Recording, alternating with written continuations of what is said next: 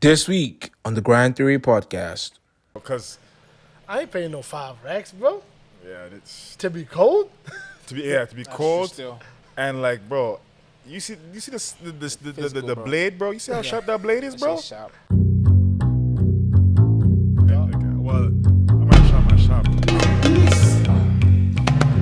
1% better. Could not work. 1% better.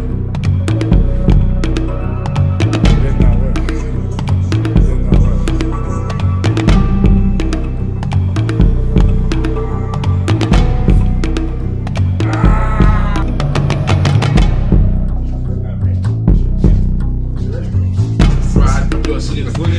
Bro.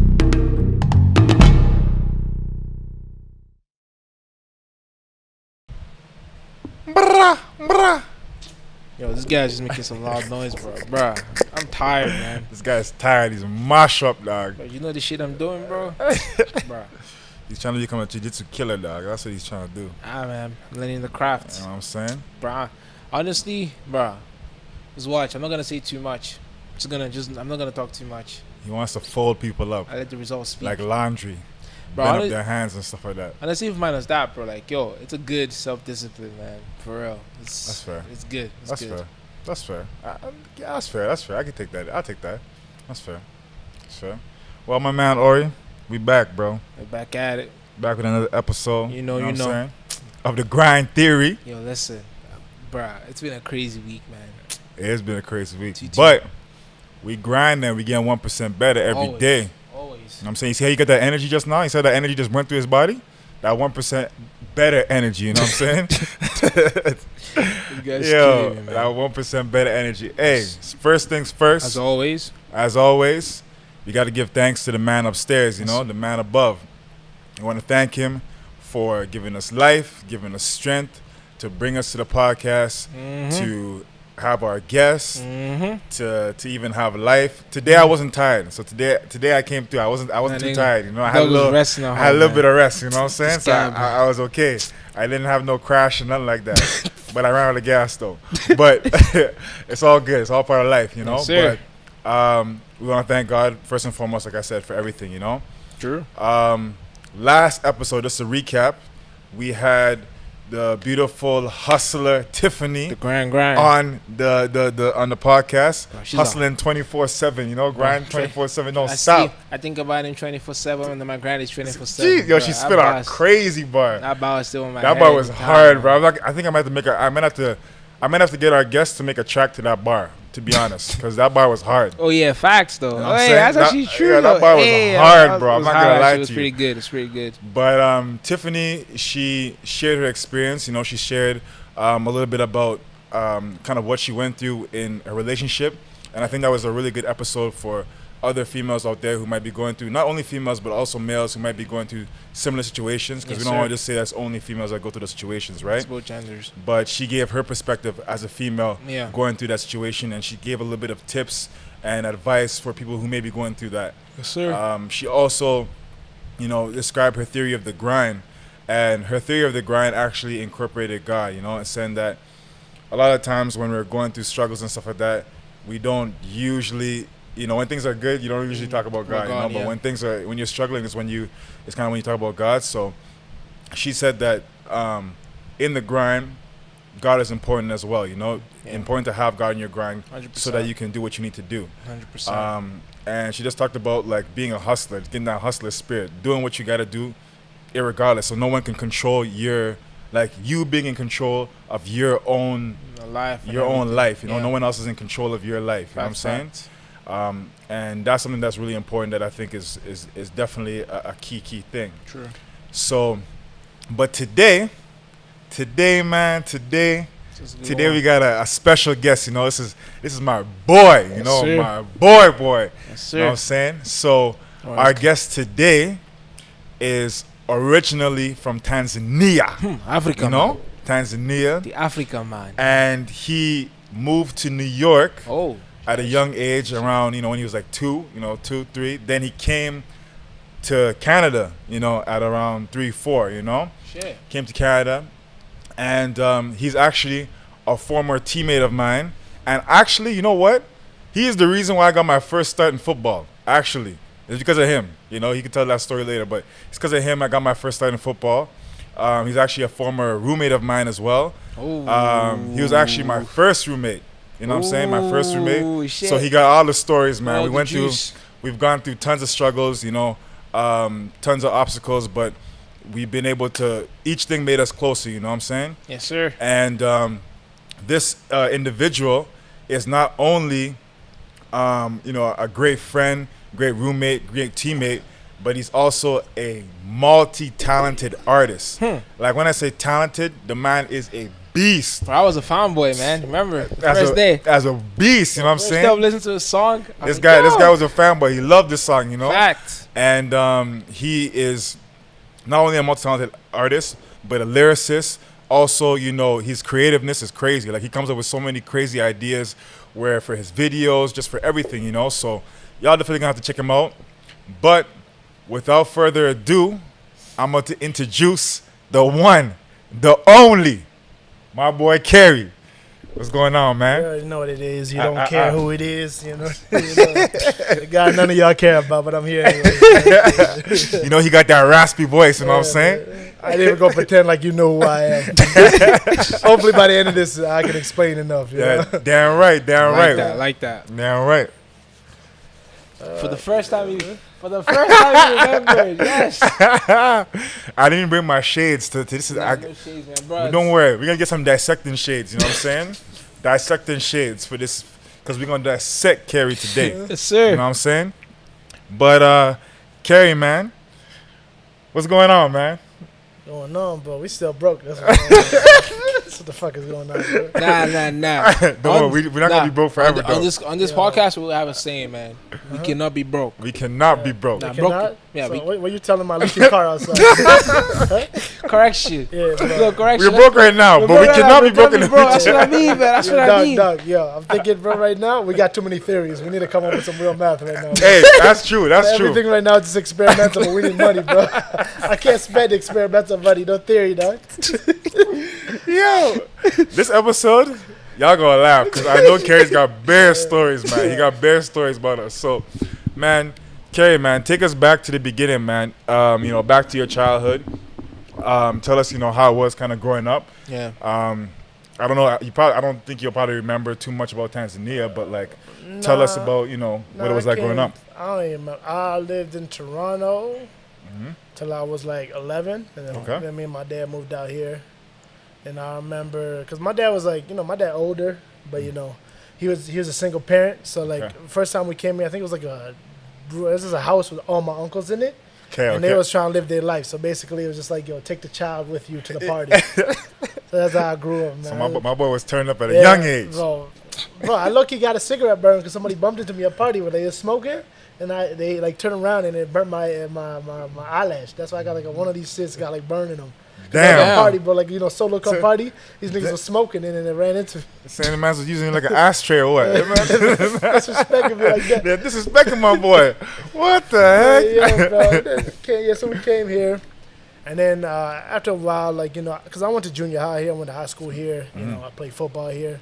So, like, you know, people ask me, bro, I'm from Edmonton, nigga. That's the place I rep. Fair.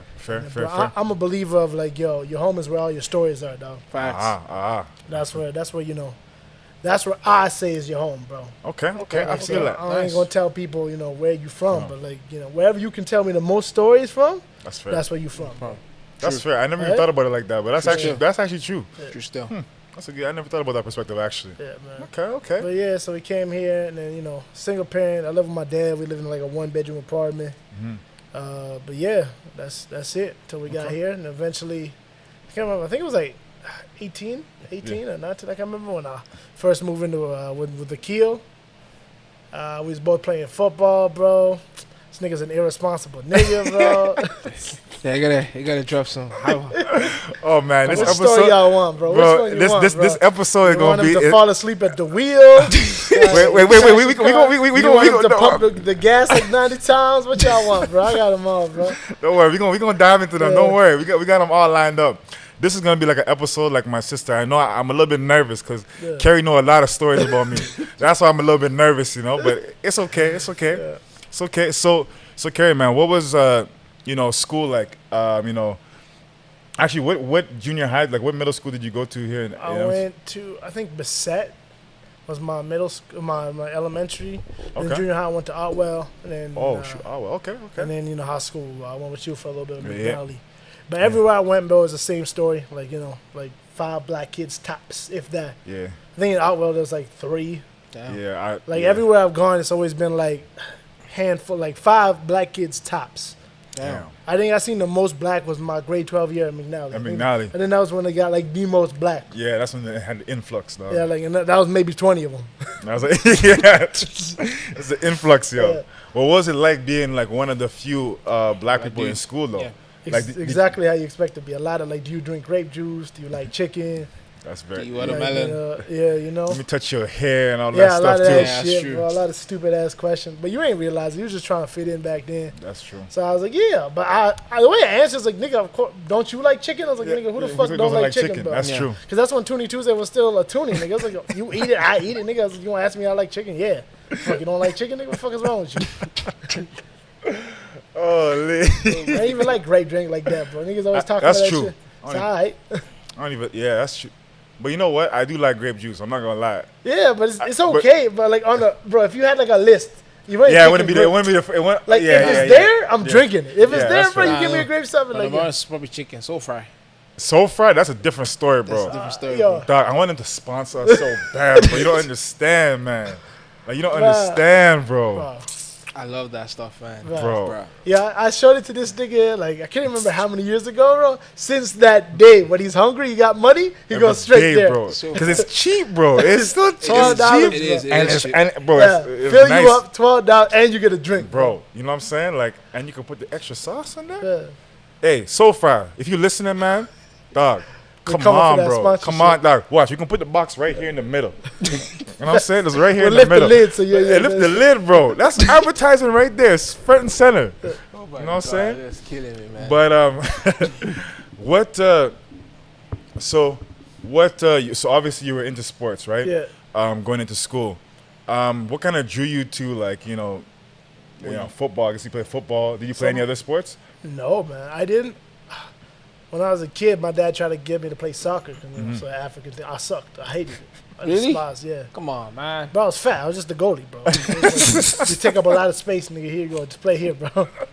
Like, yo, here you go. Just put him over there, bro. He don't gotta move too much. I didn't want to play no soccer. I was like, what am I doing here, bro? I didn't think that lasted long. Can't remember how long that lasted, but it was like, I don't even know if it was a couple games, bro. I was like, nah. Actually, at one point, But did you have any nice games though? no, bro. You Was didn't get all no bad? stop no goals. I think one hit me in the gut. That's as much as it did. Like one literally because it was like for some reason it was in this tournament and we ended up playing some older kids. It was 16 for some reason. God, come up the net and smoke me, bro. Like point blank range just hit. So you said from there is when you decided, I was like, hey, yo, this it ain't ain't for for me, my- man. this It ain't ain't my for life. me no And then when more. I was younger in Toronto, I remember they made me play hockey for a while. Again, the goalie. Ooh. I could skate though for some Yeah? reason. Yeah, but I hated hockey. What was it, bro? So as a goalie, bro, everyone gets rotated. They get breaks. But as a goalie, you on that ice, bro. I remember I was almost in tears, bro. I told this is my first game, and they made me stand for 3 hours, bro. Damn. Just defending this damn net. You don't Damn. even realize how much your legs hurt till you there. And it's a lot of equipment Yeah. too, man. Yeah, you have it's a lot like on you. it's a lot of equipment wearing Yeah. on you, bro. I don't know, bro. Hockey, I just don't know if I'm I don't know if I'm gonna do that sport, bro. Nah, after I saw that, The only reason I did that, bro, is free. They're like, yo, we need some guys. It was free because some sort of community outreach bullshit. fair. I was like, all right, yo, let me play with these white kids. I ain't fair, bro. Any slip, bro? Any man slip and fall? Chop your head Nah, off. bro, it's not for me. But hey, for you guys out there who are doing it, respect, Yeah, man. respect to you, bro. Because it ain't gonna be That's me. dedication. That's bro. dedication, Y'all got bro. deep pockets, man. Yeah, it ain't gonna Your be me, pockets man. dedicated. Man. So, man, what kind of led you into music? Did you always have an interest for music, or what age did it kind of start to develop for you? Probably in junior high is when I got introduced to a lot of the rap I listened to, because I would just listen to whatever was on the radio Yeah. and 50 Cent, because that was my favorite rapper when I was a kid. Okay. But yeah, I was just listening to whatever was on the radio. I didn't really get introduced to like older cats or really older cats until junior high. Okay. I think when my homies pulled up like party and bullshit. Okay. And then, Yeah. like that was just it was big. Yeah, that was Yep. just downhill from Yeah, there. I IG. was like, I yo. listen. So like that's back when like like you used to take this flip phone and you record it on the day, and then you had to record another song because that's Yeah, this guy had that recorded on the flip phone. yeah, bro. But yeah, that was it. And then I think there's but then I get into moods like literally there was a time, bro. I only had one song on my phone and it was When the Wings Are Poised. That's it. Just every True. day, bro. Every Wow. day that was it. And then Dang. from there, it just kind of escalated. I started listening to like a lot of underground shit, new rappers, old rappers, whatever I could get my hand on. I wanted to listen to, and I was always fascinated by it. But I never actually thought I could do it because every time you listen to a rapper talk, they're like, "Oh, bro, when I was 6, I wrote my first poem, bro. Yeah. I won a like a Nobel Peace Prize because of it." True. So I was like, "Yo, nigga, I'm getting I'm barely passing school here. I ain't no classically trained poet like you claiming you is." I was like, I didn't think I could do it, right? Yeah. So you kind of go through school, and then I think it was in high school I started writing some rhymes, just as like it was nothing serious. I was just writing them. There was ass, there was garbage, but I was just writing them. And at that point, bro, like a lot of people, even Luther was better at freestyling than me at that time, right? Sure. Huh? Then we drive around. After high school, I made a couple tracks with niggas, like stuff like that. And then it wasn't until I think I started playing football, like around that age. So from 18 on, I was writing more. Oh, she's from like when you met me then. Yeah, around that when you time? met you, I was writing a little bit, but I still wasn't like you've been like, oh, I'm a rap. It was when that year that I stopped playing football. That was the year I went all in. Okay. So I stopped playing football. Like, what year is that? 20. That's pre-Dread Cari. Yeah, that's like first round. I think the first time I attempted my dreads. What year was it, like 2017? I want to say. I just remember my hair was 2017. long back in those days. But Yeah, 2017. That's when I really went in. Okay. Nice. Okay. And that's when I really started being like, yo, nah, I don't really care if I got the skills and now I'm gonna make it happen. So since then, bro, it's been a theory, bro. We ain't making proof yet. Still Fair. been a theory, bro. But we're gonna make it. We're gonna make it proof though. Facts. We're gonna make it proof. Okay. So you said that you started going serious into music around 18, right? Yeah. But before that, you were all about football for that period of time before that, right? So, kind of like, what led you to football? Like, why football? Somebody asked me. I would have never played football. Somebody didn't ask me. Did you play in high school too? Like in And I played grade 11. So Grade somebody 11. asked me grade 10. I was like, nah, I wasn't really playing nothing. And in grade 11, JCL. I'm pretty sure JCL. Okay. Yeah, I'm Hey, pretty sure shout out to JCL. Yeah, shout out JCL. Yeah, bro. He convinced me to play. Okay. Yeah, and then that was it, bro. And then it kind of it just folded, like it just went like that. I had a good time. I didn't even know nothing about the game. I was learning while I was playing. Yeah. Had a good time. Grade 11. And then that same year, there's midget. Midget, Yeah, so that was my last year because you can only play till grade 11. Yeah. And then I guess one of the guys got hurt. You remember Ben? Ben. Zakowski. Yeah. Yeah, he had gotten hurt. And then he recommended to his coach that I play. Okay. So he's like, oh, yo, he can replace. And then 1 year, I got to play 2 seasons of football. And that was my first year playing, right? Okay. So right after I played high school, and then right after that, I got to play midget. Okay. And then, we went into that actually started, I ended that season pretty good for someone who didn't know how to play. Like, again, there was a lot of mistakes. But then I fucked up and got really skinny for grade 12. That was the year I lost all the weight. Yeah, I lost all the weight, came back, bro. I was super skinny, What were you playing at before? What were you playing at before? I was playing tackle. Were you playing tackle? I was still okay. playing tackle. I was still playing D tackle, not offensive. Okay. We're not O-linemen over here. I was playing D tackle, and I came back and I was still playing D tackle, but I had lost probably I don't even know, probably 30, 40 pounds at that time, or maybe more, or maybe less. I'm not even sure, but it was drastic enough that everyone kept asking me what my secret was because they assumed I had done a curse or something like that, some sort of voodoo magic, secret sauce or something bro. like that. Everyone kept asking me yo, what'd you do? I was like, bro, I worked out occasionally, and I probably didn't eat a lot, but that's it. That was the secret. Damn. Okay. Yeah, we won in grade 12. It wasn't a great season. I remember that. I remember feeling disappointed.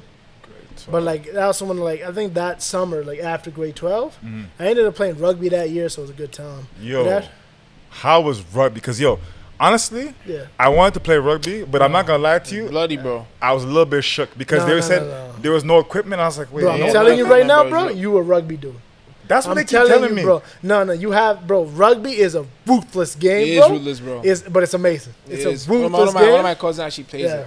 Bloody, I don't know, bro. Like, bro, no, I'm telling you, bro. Even if you have time now, but you want to join a little, that's a game I would play for fun. Rugby, bro. Yeah, bro. You mash up people, bro. But bro, people are running at you full speed with no equipment, big grunt, bro. Yeah, but that right there is like because you always talking about your monster. That's gonna tell you whether or not you got it or not, whether or not you can meet this man's challenge. Yo, let's do any rugby teams? I'm out here.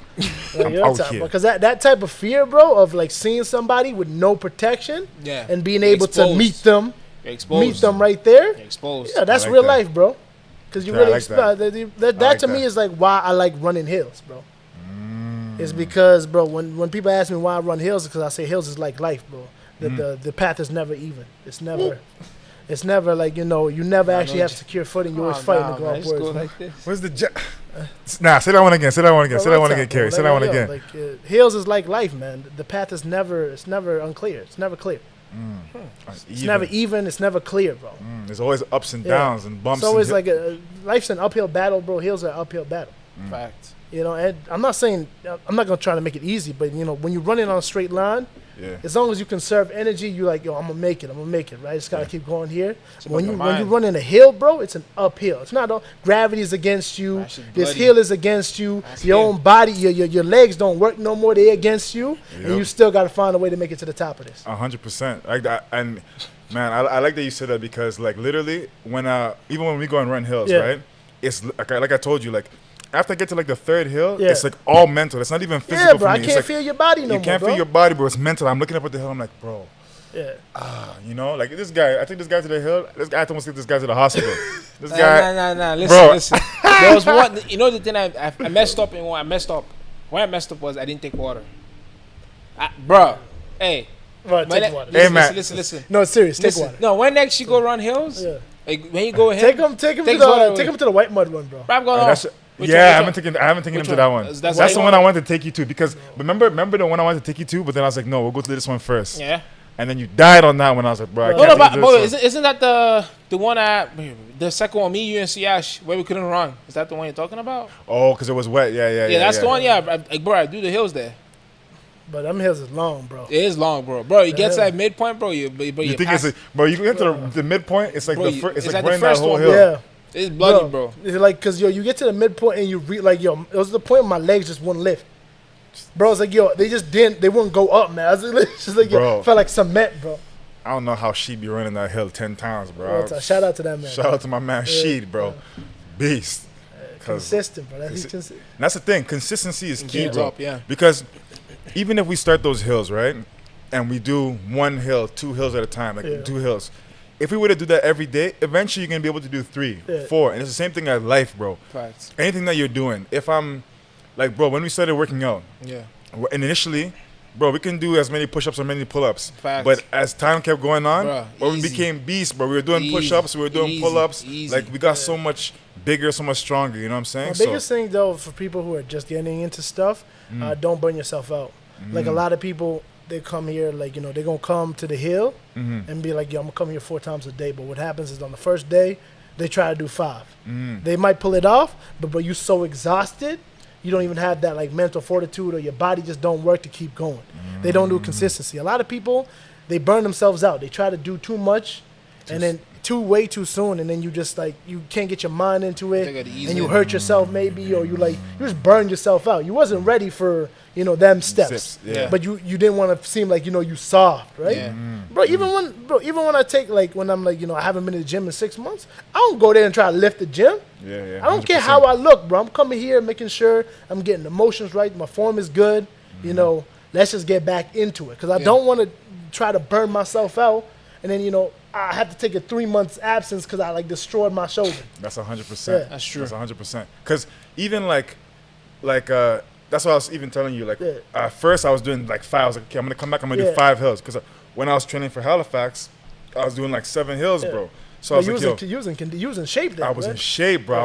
I was fit. So then I was like, yo, I come back, I can do that. I'm trying to, and I'm chasing that pass instead of focusing on where I am now. Yeah. And so I was like, I'll come back and do 7. When I did 5, and I was like, yo, bro, this is hard. But I kept telling myself, like, bro, I used to do 7 though. I used to do 7. So why can't I do this, right? Instead of realizing, like, yo, maybe you can just start at maybe 2-3 hills, right? Yeah. And I can do that for a week. Maybe 3 times a week or 2 times a week, Yeah. and then build and maybe add 1 hill or add 2 hills instead of going exactly right. Build up to it. You never just try to jump into it. It's just like when you're doing your deadlift, right? Yeah. Yeah, but that's an issue though, because I feel like everyone's chasing ghosts.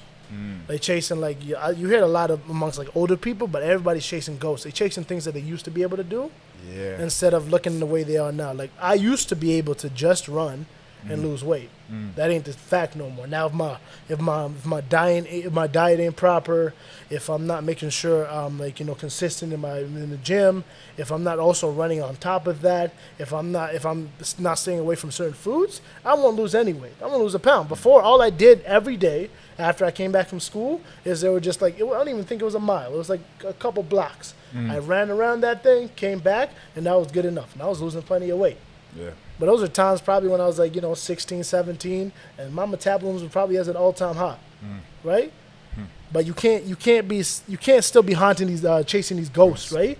Trying to be like, well, I used to be able to do this. Why can't I do it now? Right? True. You know what I think is, I totally agree with that point too.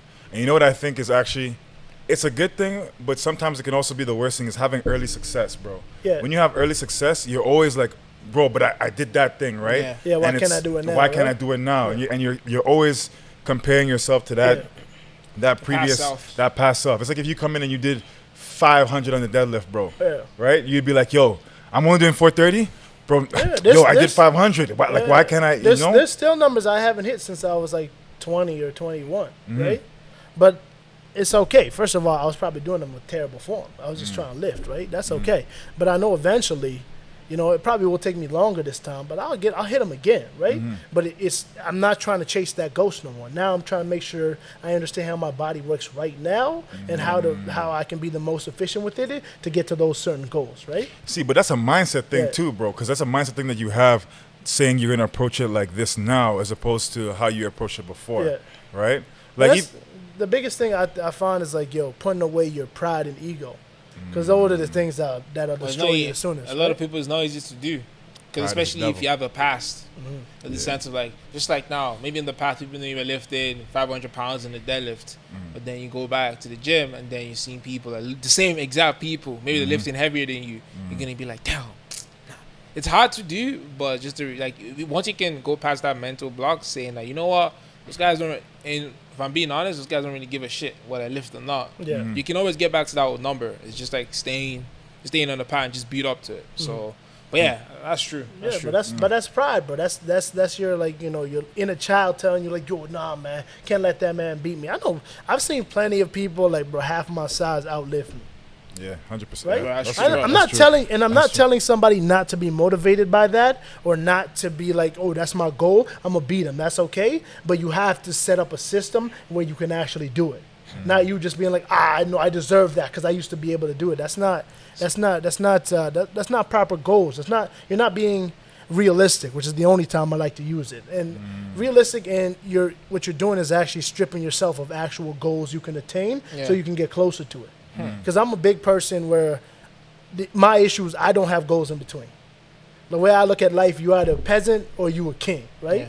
And it can be good because I never stop to look at like how far I've came. I'm always keep pushing, but the problem is I never realize how far I've actually come.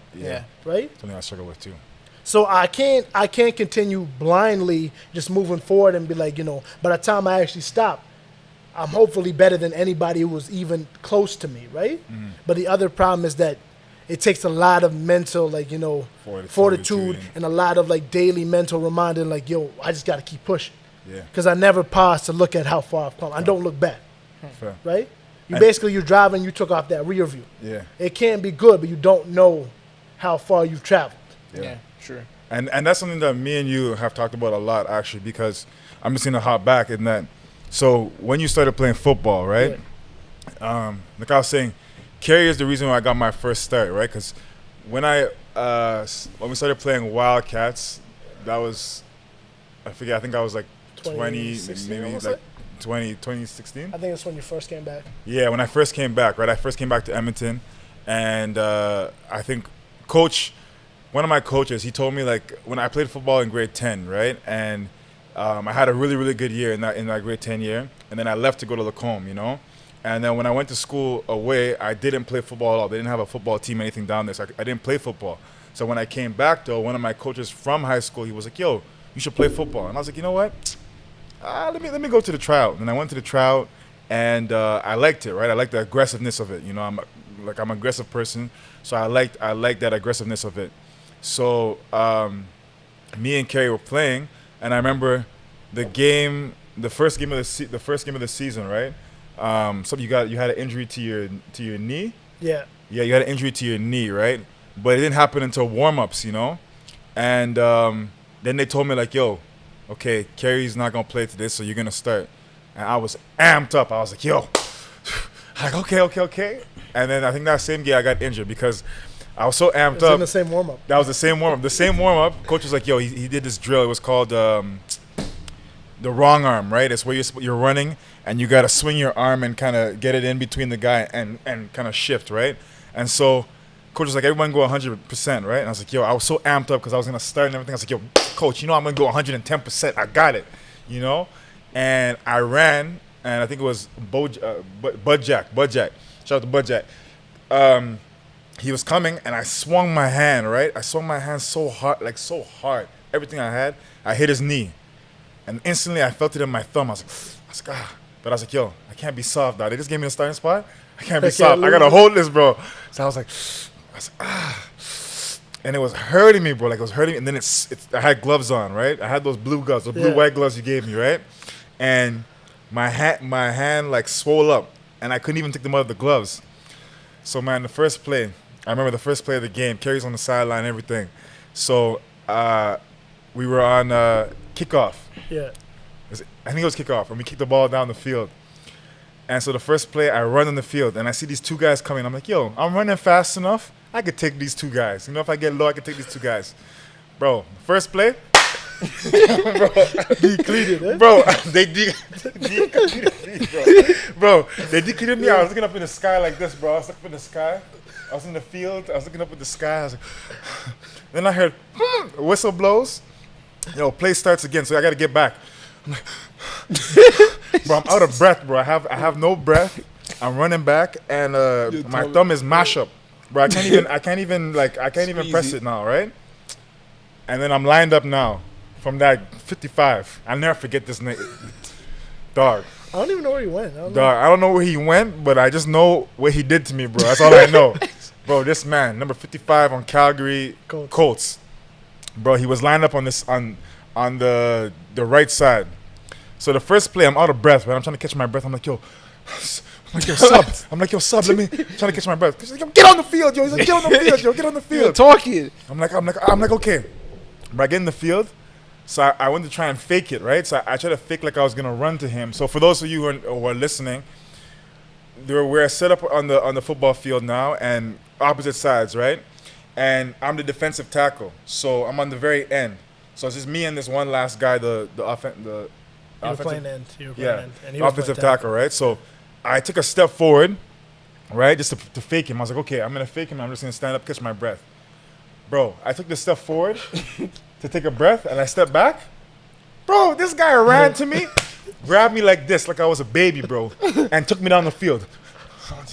So then I was going like this, going back. He was taking me. I was running back, or I wasn't running back. He was dragging me back. Yeah. But then I remember these wise words from Heisey, my guy Heisey. He was like, "Yo, if someone is dragging you, become dead weight." So I'm like, okay.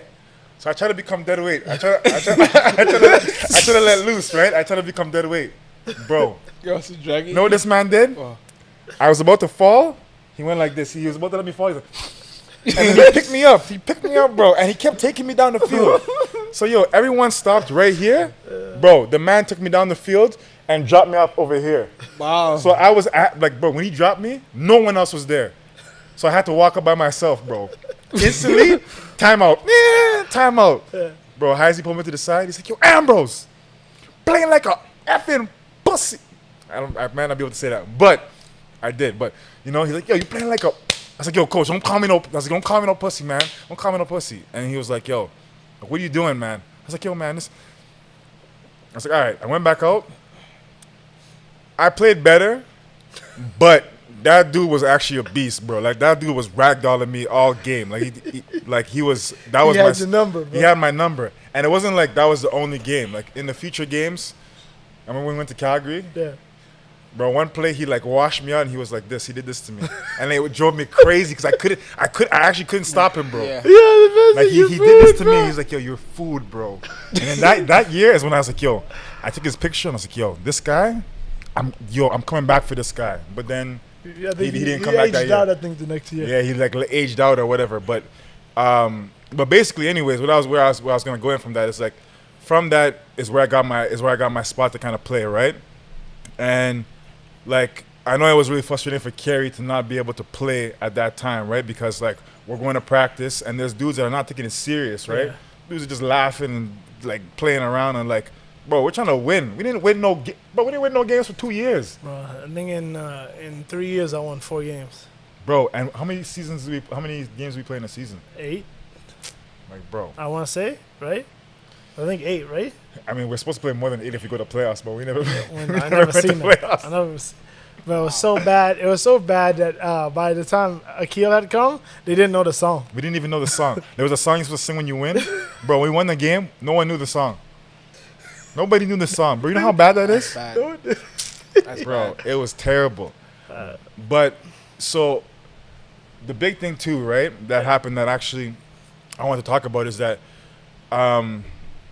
it was a lot of like politics, right? So even if you were playing well, like even if you were playing really well, right, and you were killing people in practice, we weren't really getting a chance to play. Yeah. You know?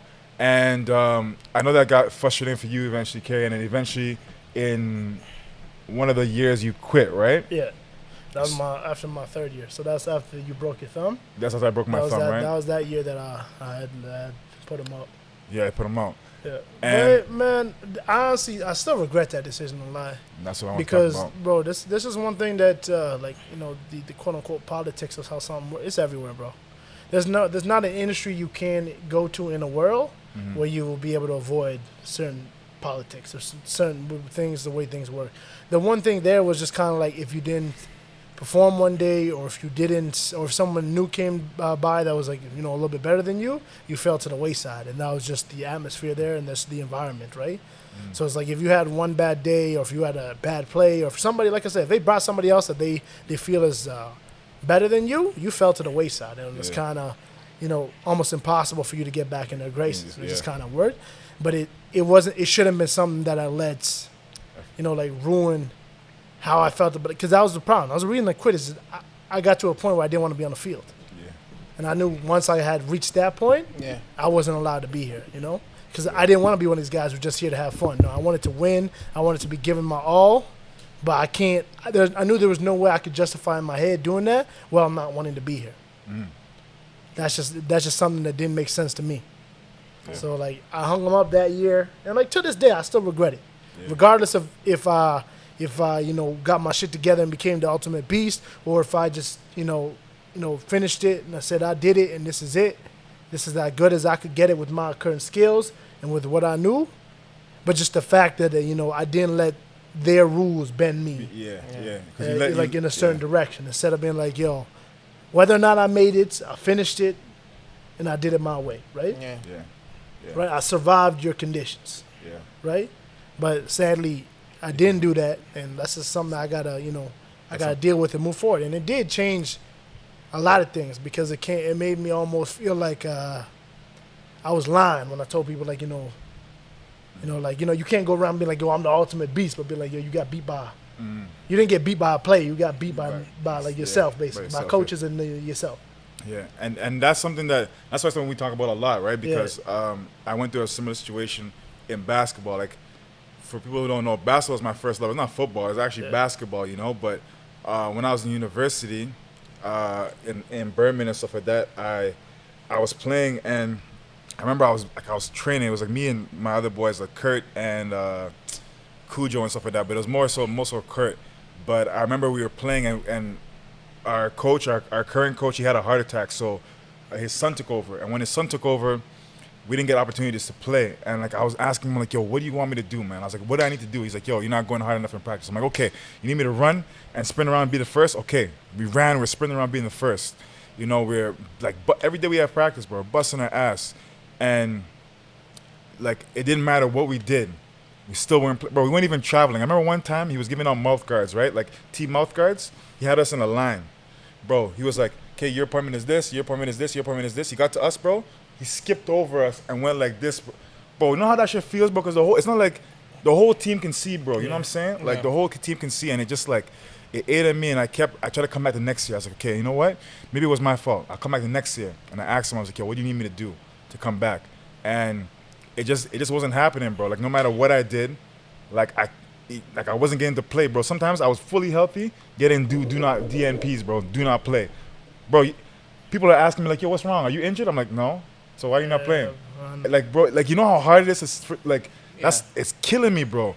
Until, bro, I was actually, you know, like, I like to show a lot of emotions, but bro, I was crying, bro. Like I cried, bro. I was like, well, bro, come on, bro. Like, cause that's something that I was very passionate about since I was a kid, you know. And eventually, like, something that I regret to this day is just like Cari, like, it broke me. Like I let somebody break me. And that's why I always tell you, I'm like, I'll never let somebody break me like that again, right? Yeah. So that thing broke me, and even to this day, I feel like I've quit a lot of things. Like, even though I started a lot of things, I've quit a lot of things, right? And that's why I really want to improve upon that. That's something that I really want to improve. I don't want to quit anything now. I really want to finish to the end. And that's something that me and Cari talk about a lot, because it's something that from that time we've been struggling with ever since, you know? Like, since that time, bro, like, I always see myself as a beast, right?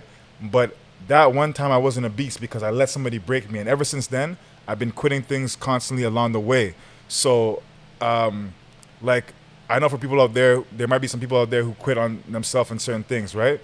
I don't know, Cari, if you have any maybe like advice or like kind of how you're kind of working towards to get out of that spell, you know, like that.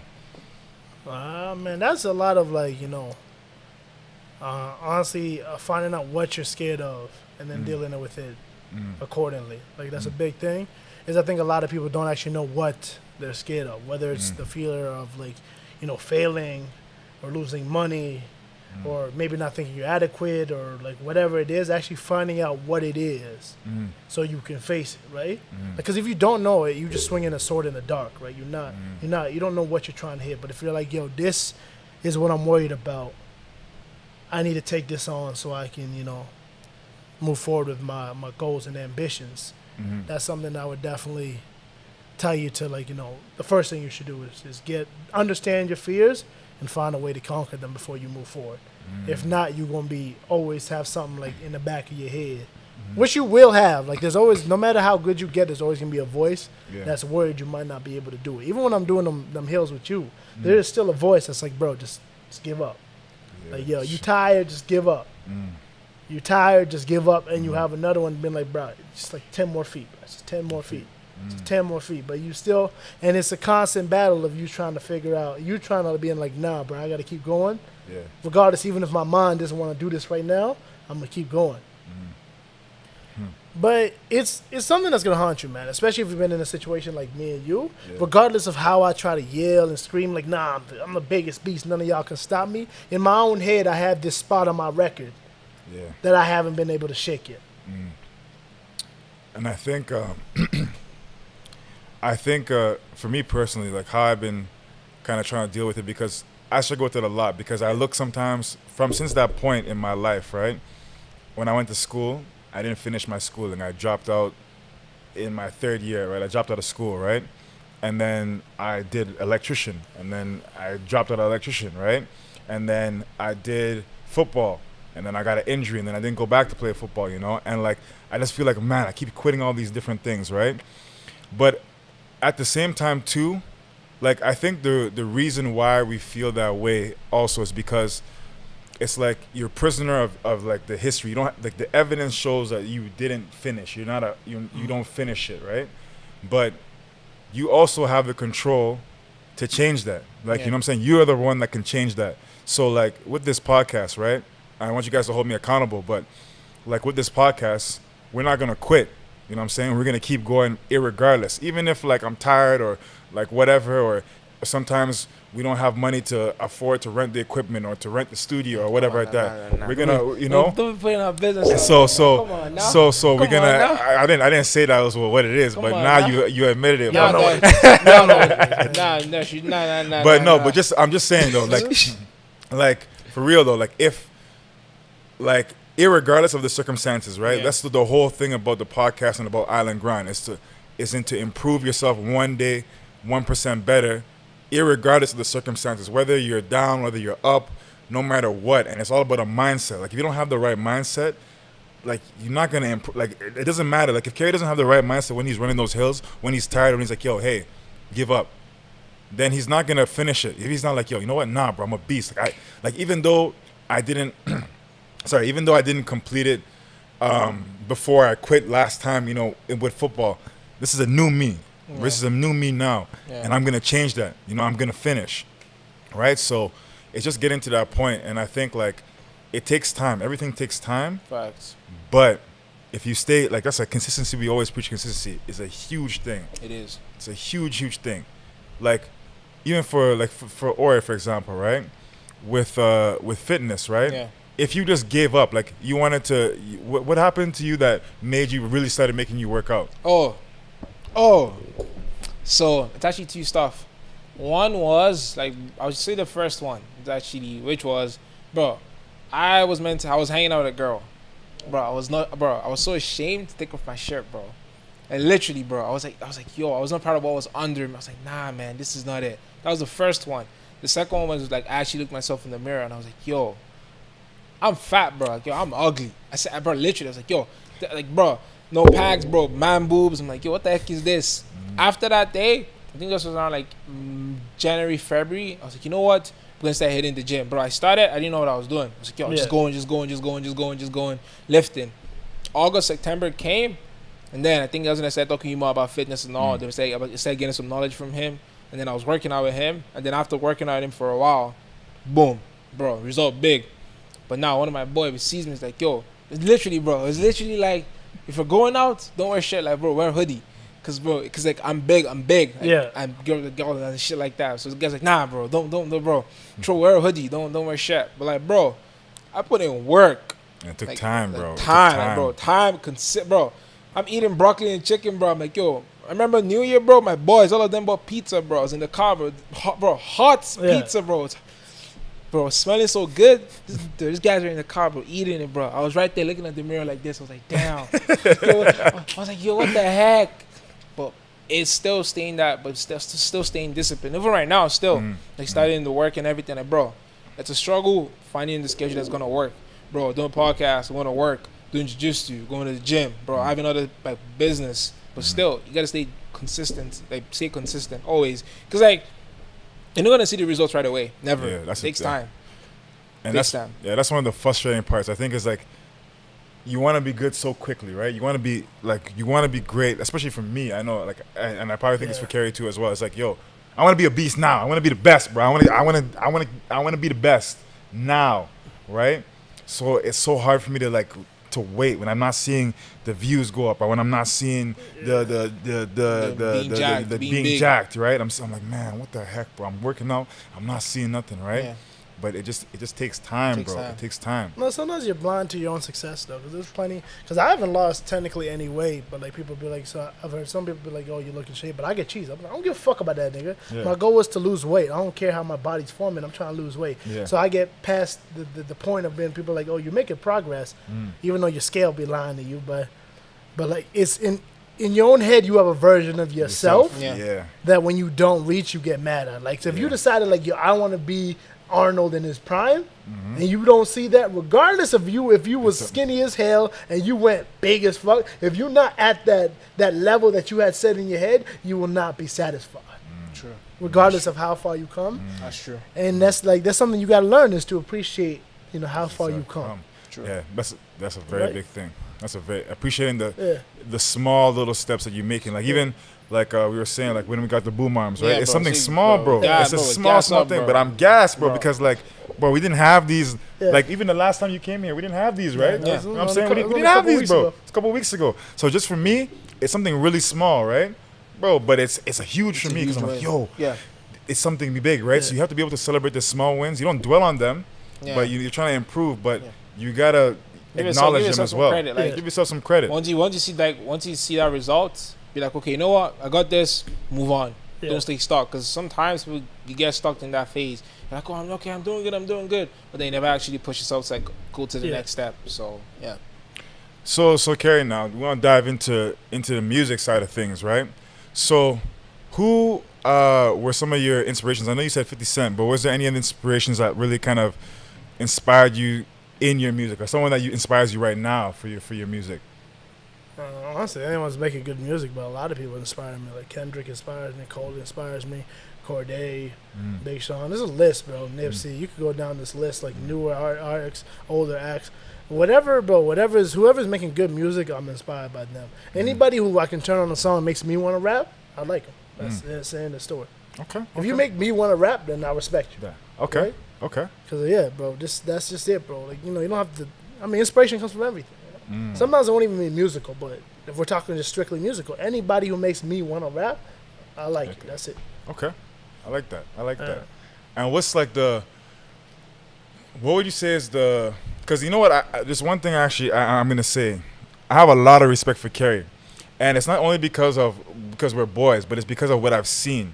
I remember when I was wilding out, when I was partying and going crazy and stuff like that, whatever. Now you still are though.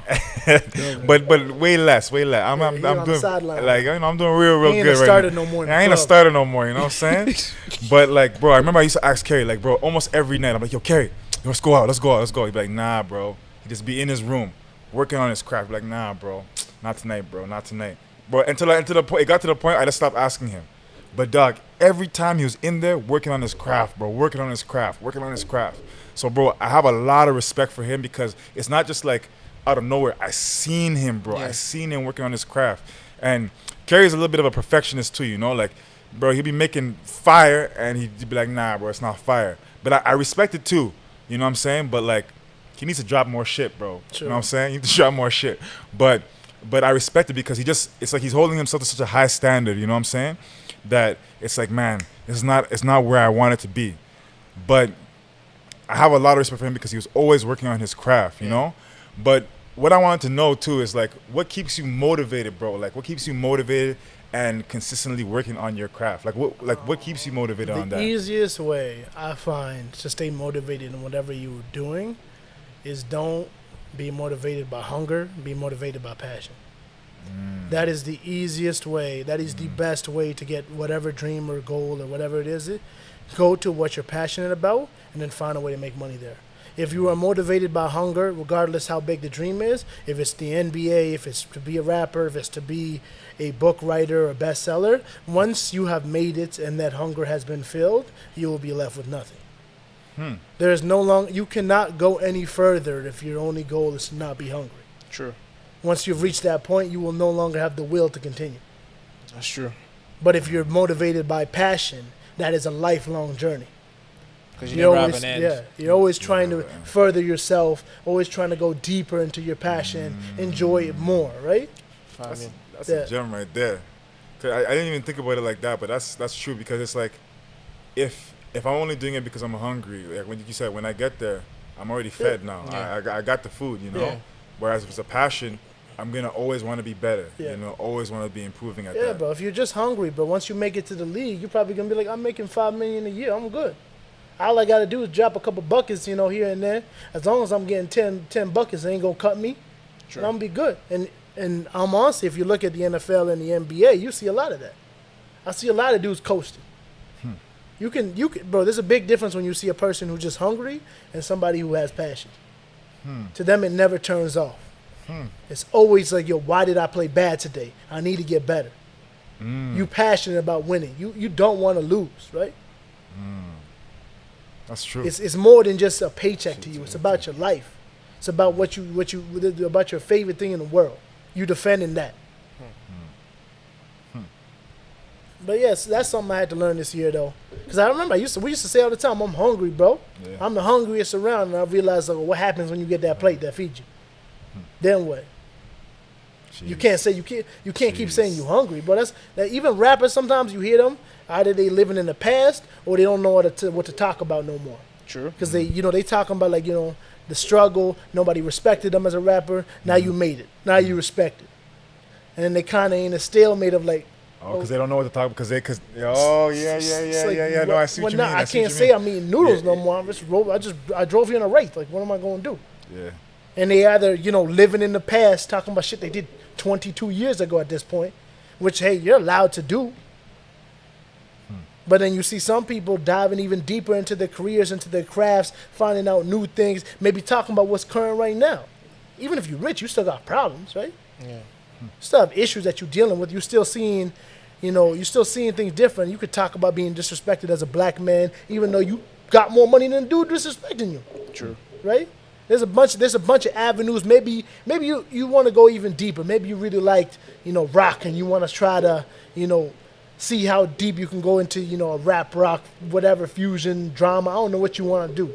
Right? But you're not, because you was just fueled by hunger and getting your mom out the projects and your grandma and getting all your homies bread, all of them is fed now. What you going to do?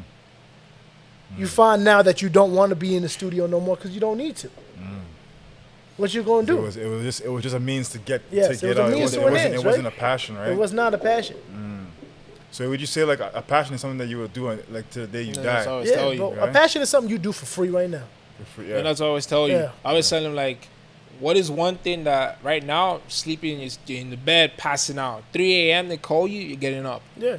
and it's not paid. That's. But now I have a question for you. So, for anyone out there, like, what advice do you have if they're trying to find a passion? If you're trying to, that one's a hard one, but It's tough. that one's a hard one because usually they'll come to you in some sort, but not all the time. But Would you say, if you're young, bro, explore your avenues, man. yeah, try lots of things. Yeah, try bro, lots try a of lot different of things, bro. That's a big thing that people will try to like shit on you. Downplay, You're yeah. like, because then back in the day, you like having multiple jobs was like frowned upon. Bro, I've probably been fired by 12 places, bro. But you know what I got? I got 12 different places, and I have 12 different forms of experience from doing different things. Right? Bro, it's okay to be good at a lot of things, bro. Yeah. When the more specialized you are, the harder it is to actually expand into something. If you're the world's greatest electrician who does underwater whatever it is, if there's no underwater whatever it is, you can't do nothing. Damn, that's true. That's actually true. The more specialized you are, the harder it is for you to do anything else technically. But don't you have to be Yeah. good at one? Don't you have to be good at one thing? Like, okay, would you say your passion is the thing that comes to you easiest, or is that? No, because it might not come to you easy. You gotta go find it. Yeah. Sometimes you gotta find it. Even if you find it, even if you find it, you might not be good at it at all. But if it's truly your passion, you will. Bro, if I find out today my passion is writing, bro, I suck at writing. I'm terrible at writing. If I truly wanted to write a book, then guess what that means I have to do? Got it right. Yeah, bro. Shit, Get it right. Bust your ass, Yeah. alright. But like it's the thing because the problem with you because you're saying like, oh, you have to specialize on one thing. So what happens if your job was your passion was making shoes, like you literally made them from leather or whatever, but all you know how to make shoes. So now you have a shoe, it's the most amazing shoe. You put it out in the market, ain't nobody really buying. Yeah, your passion was making shoes, but you know what you should have done? You probably should have took a course about marketing and selling your shoe. That's Right? Maybe if you took a job or as an intern at a marketing firm, because you're making enough money over here that you got a couple hours a No, night, sending you that and you to took that job Fuji. and you learned how to market your shoe. Yeah. Because that's the biggest problem when people are trying to turn the passion into profit. Yeah. Is no one really actually takes the time to actually learn the marketing side. Because like, yo, you can be good. Yeah. Like you can be good at something, but like if you don't know how to sell yourself, it's useless. Like I told him this. Like I told him what I was planning to do because I never really had a good income that I wanted to get to. Yeah. But now I do. So I told him like, yo, when I actually get that money, I'm gonna find an intern. Like what you just said, advertising, free. I don't care. Yeah. Don't pay me. just work with you guys, like explore everything. Because then when you're actually exploring, they're actually seeing how they actually get those clients. Yeah. Because like you can be good, but if you're not to market yourself, like bro, you're not gonna make money. I've seen people ain't gonna buy shit they don't know it exists. Nah, for real. That's like, not how it works, right? Even if you don't know, you did the same stuff with the intern at the gym. It's not exact. It's literally the same stuff. Because he has because he had passion for it. Was it Friday? Every Friday, he bust you to the gym, going down. Bro, are they paying you? No. Nah, bro. They ain't giving you gas. They ain't giving you nothing. But why? The passion is driving you to go there every morning. It's the same idea. Like, but that's true. Yeah, bro. There's a lot of things, bro. Like, because a lot of things that people have passions and want to do stuff, but I don't think they have enough experience of doing a lot of things to understand what it really takes. Like, again, back to that shoe thing. Even, okay, so let's say you only know how to make shoes. You find out marketing. Do you know how to lead a team? Because I'm assuming you're not going to make these shoes by yourself. Do you have experience? Have you ever done something that has forced you to lead people? So and make sure that that you're like, you know, you're letting them know that they're accountable and you're holding them accountable to what they need to do. There's a lot of things in between just the passion and making money from it that people I don't think have experience in or don't try to get experience in, right? It takes time. Yeah. Like, bro, it doesn't matter how dope my bars is. If nobody hears it, guess what I don't do? I don't get paid. That's the end of it. It's not just if this was 1982, maybe I could drop my mixtape to the right person and I'd go big. Yeah. But now there's a billion rappers and I have to compete with them. Yeah. I have to make sure my marketing is better than theirs. Yeah, bro. Right? Bro, you know Go ahead. Because what I was gonna say is like, bro, what you just said, like, bro, you're not the only one doing the same stuff. Yeah. Like, you're not the only one. Like, you're not the only one making music. You're not the only one trying into the fitness industry. You're not the only one taking pictures. Even with the podcast, we're not the only one doing podcasts. 100%. But you gotta find a way to stand out. Because that's like, you literally have to find a way to stand out and get the people you want to listen to your podcast to listen to it. Yeah. People you want to listen to the music to listen to it. But that's like you said, that's the biggest difference between people that they're good at something and people that are actually making money from what they're doing. Is that learning that skill. And bro, it's not easy, bro. That shit is tough. That actually leads me to my next question, right? Is that so because the music industry, right, is crowded. There's tons of artists that are trying to make a name for themselves, just as is in the podcast market, right? So how do you stand out? Like, how do you differentiate yourself from in a crowded market? I don't do anything specifically. I honestly just try to make the best music I can at that certain time, and then after that, I try to get it to people's eyes. That's the truth. That's what I do, at least, right? Okay. You know, I try to make some better visuals. I try to make some better songs. The best thing I believe I can invest for myself as an artist is becoming a better artist, right? Like that. And then after that, marketing yourself. Because again, bro, it doesn't matter if you make the album of the decade if nobody hears it. True. If it's received by nobody, then it was heard by nobody, then it means nothing. True.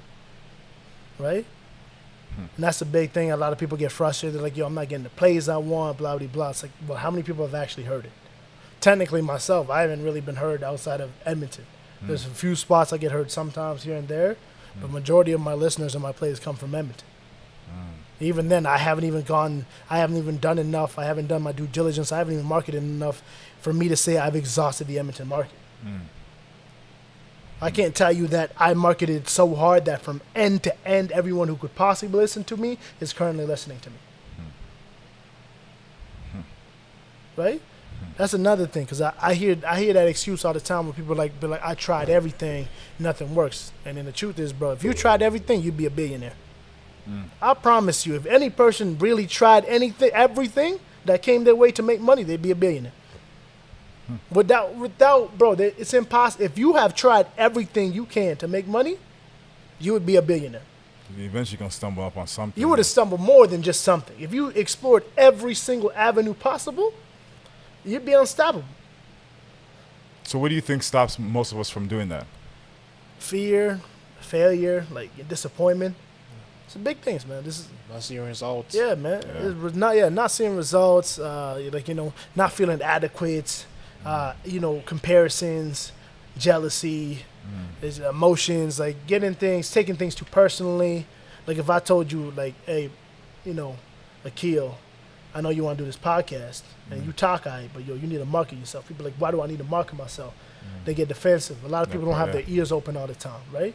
When you give them a suggestion, they take it as like you hating. It's like, bro, I'm just trying to tell you. That's true. I'm trying That to is tell very you. true. Yeah. And that comes into pride too. You know, Yeah. it's like a prideful thing. Yeah, you it's know? a very powerful thing. You know, they take it as a, you know, You go, yeah, you the trying to best, tell me the what best, to do? the best Yeah. skill you could ever learn in life is take nothing personal, right? And that's something I'm trying to do, but even then, I'm not the best, and it's gonna take me some time. But I want to get to a point where I take nothing personal.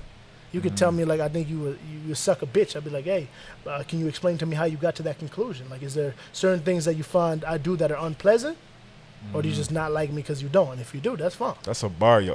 Yo, that's a bar he just dropped there because they say in like for every critic, right? There's a little bit of truth in the critic, right? 100%. A little bit of truth in it, and sometimes like you get so defensive, like, oh, yo, this guy's hating, but like maybe there's a reason why he's telling me like, yo, the food is not nice, or the food is nice, but it looks weird. Yeah. Like you didn't like, oh, didn't your plate food is, it yeah, properly. they didn't plate it properly. You know what I'm saying? So like, it just you have to be able to be able to like separate yourself from the feelings and the emotions of like, oh, yo, dog, who is this guy talking to? And then be like, yo, let me see. If he's just hating, then okay, it's different. But he's like, okay, is this guy just hating on me, or did he actually add some valid points in here, you know, and try and take that away from him? So I have maybe two more questions that I want to ask you, and it's what would you say is the biggest struggle or the hardest struggle that or obstacle that you face in your life, right? And like, what did you learn from it? The biggest struggle and obstacle I face, probably myself. I've always been my biggest destroyer or whatever it's in anything I've ever done.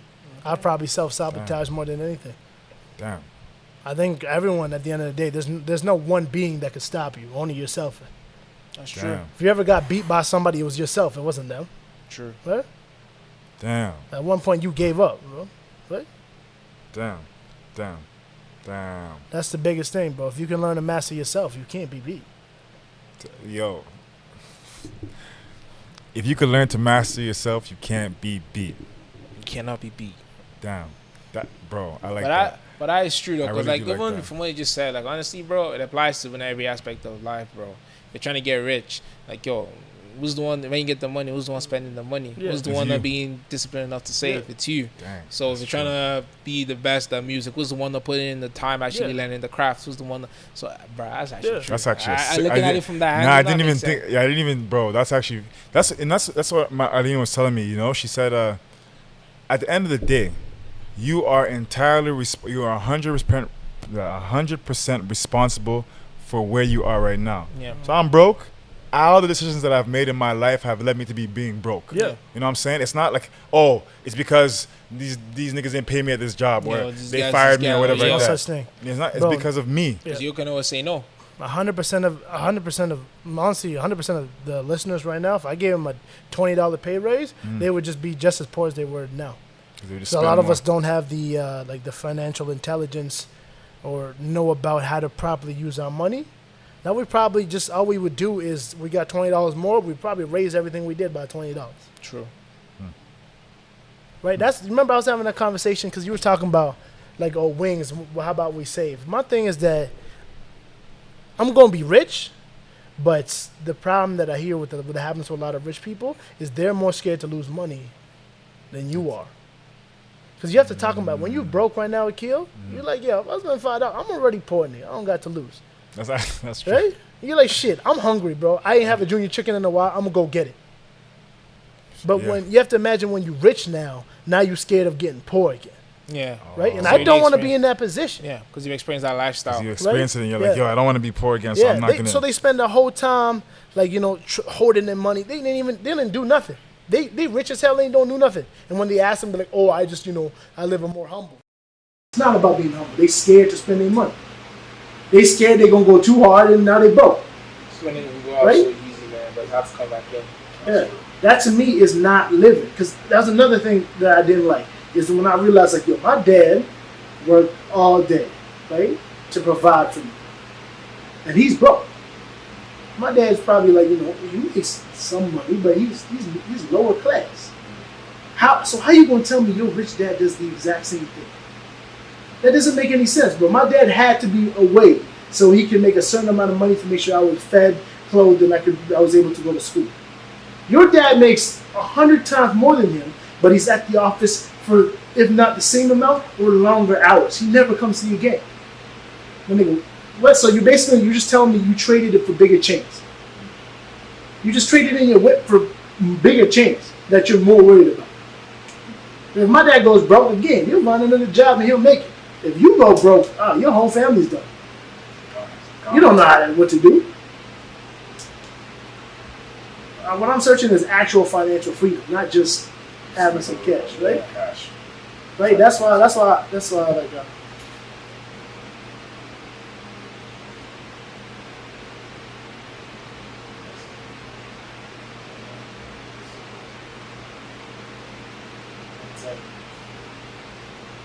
Yeah, so you good to go.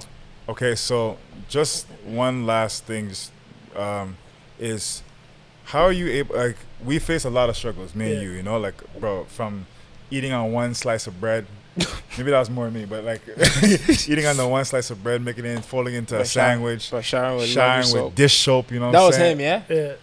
Yeah. Dog. You know, just like there's so many obstacles and struggles that we face, right? But one thing that I noticed that we've been able to do is we've always been able to laugh at it, you know, in the face of it. And so some people, bro, that I realize they can't do that, bro. They break down, bro. They like it destroys them, you know. So how do you think you're able to do that? Like, how are you able to be able to laugh and to really still have that kind of positive outlook, even though we're struggling, you know, like, you know, with certain things? I think one of the easiest ways to realize you survived. True. You alive right now, bro. That's true. If the story was as bad as you say, you'd be dead. That's true. Right?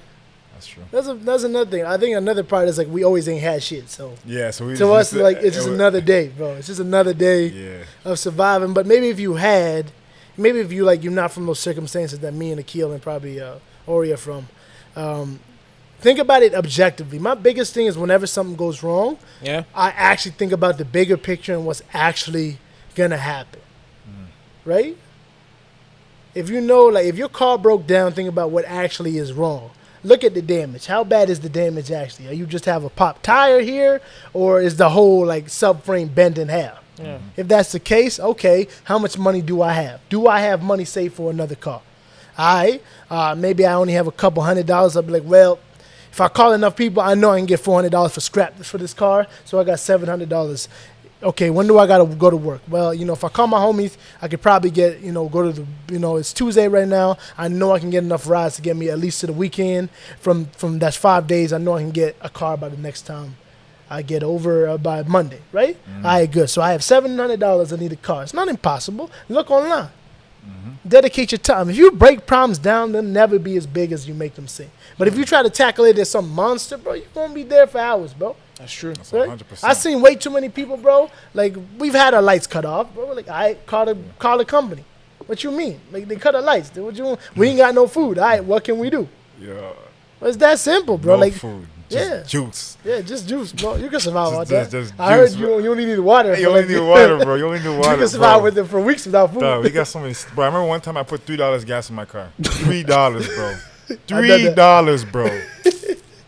We got so many stories. I got it from the. There was a time I went into the couch. Yeah, I'm trying to get money from the couch. Yeah, bro. Like, you guys, honestly, it's just because we have to cut short the video, but like, bro, there's so many struggles. We probably gonna have to bring Cari back and just have an episode where we just talk about the struggles that we've been through. Yeah, we've been through so many things, bro. It'd be crazy. Man had a car, bro. It's my favorite car, bro. Yo, you got in it, bro. You had to keep hitting the gas, bro, for like 4 or 5 minutes. Holy. Bro, you remember the piece was missing? Yeah. The piece was missing, bro. You guys know, like, the part that you press to move the gears? Yeah, you have to, like, bro, my part came out. And I had to make sure I keep it. So one time I lost it, bro. I couldn't move the car, bro. I had to look around. Take it out of the cup holder, bro. Push it down, push it down, into gear, and then put it into gear, and then put it back. What bro. the heck? So many stories, man. Cari had this RV, RAV4. RAV4. With the tires, bro. I've never seen like, bro, it was like NASCAR tires, bro. It's bald, bro. Bald in winter, bro. Not like in summer, bro. In winter. I was good though. I had all-wheel drive, so that's why I got it. Bro, I almost died driving that thing to work, bro. I almost died. But there's tons of stories and tons of obstacles. But one question we always ask here, Cari, is what is your theory of the grind? I think my theory of the grind is perseverance, understanding the vision, and executing the plan. Right? Perseverance, understand the vision, and execute the plan. Yeah. Down 3 combos. And when I say execute the plan, that means expect the unexpected. Like you have to be ready for that plan to go wrong, and still be able to steer it in the direction you want it to go. Right? Okay. If you guys could have like any skill, the one I would recommend the most is being able to make any bad situation into a good one. You would be unstoppable. Yeah. True. You would not be able to be held back. There would be no force, political or anything. If you can master the art of taking a bad situation and either turning it into something good, whether it's a lesson or something that wasn't even supposed to be in that deal or whatever it is, then you'll be good. That's a big gem. That's a big gem he just dropped there. That's a huge gem. Yeah, because I think a lot of people, bro, they have a vision, but they don't actually understand their own vision. They know kind of what they want to do, but they don't want to do, right? Like if you told me, like, you know, because I like cars. Be like, okay, what you want to do with that? I'd be like, well, what do you mean? I like cars. But like, that's very broad. Do you want to fix cars? Do you want to sell cars? Do you want to collect cars? Do you want to be talking about cars? What do you want to do? Do you want all of those above? Yeah. Like you have to like narrow the vision into like, you have to be able to face. I think a lot of people's pictures are blurry. They don't actually know what they've seen. Yeah. That's something that even like in my current state, my picture's still blurry. I know what I want, the life that I'm trying to make, but you can't laser focus if you don't know what you're looking at. So once you can clear that up and you have an image in your head that is crystal clear, again, you'll be unstoppable. You'll know exactly where you're going, how to get there, what steps it takes, and what it looks like. Right? Clarity is key. Yeah, that and another thing I would tell people is your homies, your mom, your family, and everybody you know will not support you in whichever you're doing. I mean, don't expect them to. Maybe you got some cool parents that think, you know, that are open-minded, but do not expect your homies to do shit for you. Don't expect your family to do shit for you, and don't get mad when they don't want to. This is life, bro. This is real life. This is not their dream. This is yours. You're gonna have to push your stuff. These are not your fans. These are your friends. They'll post it because they like you and they believe in you. Maybe they believe in your grind, or maybe they're just doing it out of pity. But find fans. Don't find friends. Find people that want to listen to your music because they like it. Those are the people you're selling to. Find people that want to buy your clothing, your sneakers, your book, your movie, your screenplay, your diapers, your whatever you're making, because that's the product they believe in. That's what you're looking for. Stop getting mad because you're like, oh, well, my homies ain't supporting you. Who gives a fuck? They ain't the niggas buying CDs out here. They probably the same niggas when you do a show, they probably expect free tickets. I promise you that. Facts. Yeah. Bruh. Right? Right. Bro, it's the truth, bro. You know how many niggas, bro, I seen like, yo, can I get a discount for that? Can I get this, that, and that? Bro, we don't pay for that shit. Facts. And they probably won't. They'll be like, yo, if I got to pay for it, it's not worth that. What you mean? You spent $95 on that shirt. You'll pay somewhere else, but you won't pay for it. Yeah, but it's okay. Matter of fact, don't get mad. Be like, all right, bro, you know, tell me when you feel like my shirt is a value of the price that I'm charging. End of story. Fair. There's somebody else that's going to like that shirt. True. That's fair. Sell it to that person. Stop trying to sell. I don't know why people trying to make the whole marketing plan whether or not their homies like it. Yeah, you ain't going to go nowhere. Yeah. That's true. You might be making rock music and your niggas never even heard that.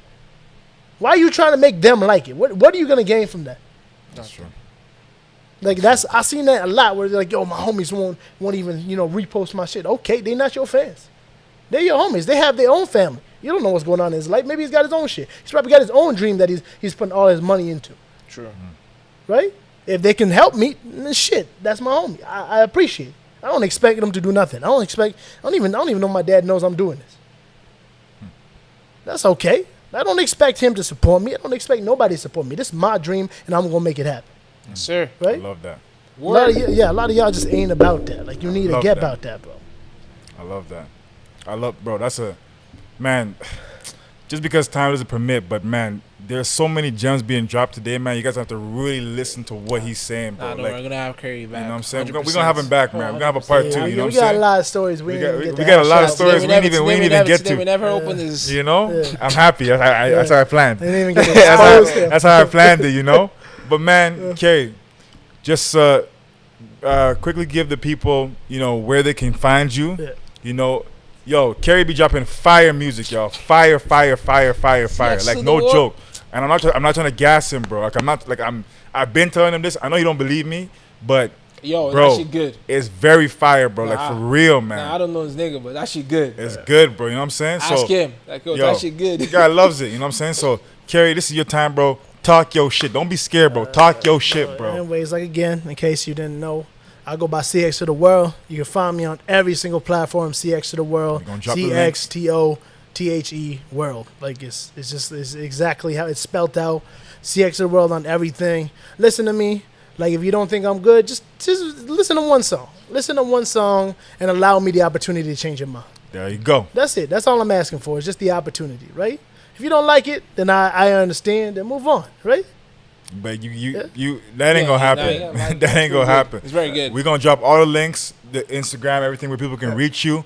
Your Spotify, everything, all the SoundCloud, everything. We're gonna drop all that in the link below. Yes, sir. Hey man, it was a pleasure having you, my guy. You already know what it is. We're gonna have you back again 100%. For sure. We're gonna have you for sure. But Grind Theory is out. Yes, sir. Y'all know what to do. Comment, like, subscribe. Go follow the boy. Cxtotheworld. Go like that music. Y'all know what to do. Yeah. Shout out to Grind Theory Podcast. Hey. Woo. We're out.